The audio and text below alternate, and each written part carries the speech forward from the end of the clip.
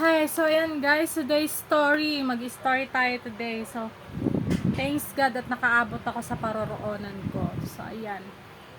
Grabe kanina talaga ang pangyayari. Heto guys. Ilang minuto na lang, muntik-muntikan ako malate sa paglipat kay Mama Mary. Dahil nga, may isang jablo na pinaparatangan ako. So, grabe. Ayan. Wala akong pakialam sa pagtatalo nila, no?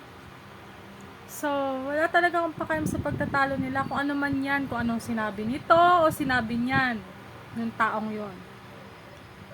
At saka wala rin akong pakialam sa buhok, my God! Ay, Diyos ko. At wala na akong pakialam sa kanila kung ano man sila, kung anong ginagawa nila sa buhay nila or what. Pero yung chinat sa akin nung isang co-parents namin sa dating school ng anak ko is overreact. Napaka-nonsense kasi bakit mo uungkatin ang isang bagay na tapos na? Diba? Ang napapaisip tuloy ako is kaya tayo nasa school hindi para makipagmaritesan. Nasa school tayo bilang isang magulang para pag-aralin ang anak. Diba? So, may mga na-encounter talaga ako mga magulang na ganyan. Maritesan. Diba?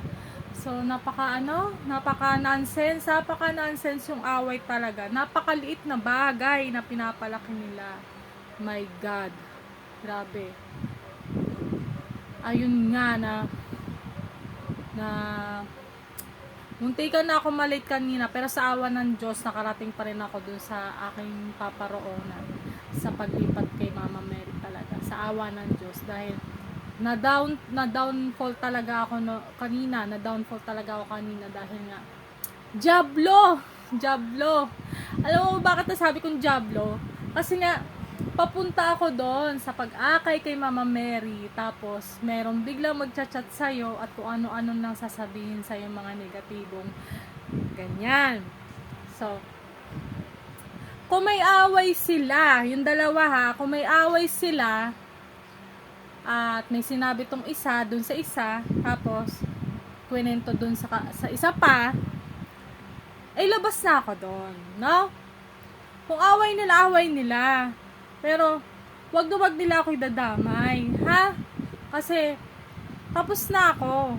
Past is past. Pero ngayon, inuungkat nila, ha? Ang ginagawa nila is pangjajablo. Satanas. Bakit kamo? Ano ba ginagawa nila? Biglang nag-chat sa akin. Anong ginagawa nila? Biglang maghihimutok na ganito, ganyan. Diba?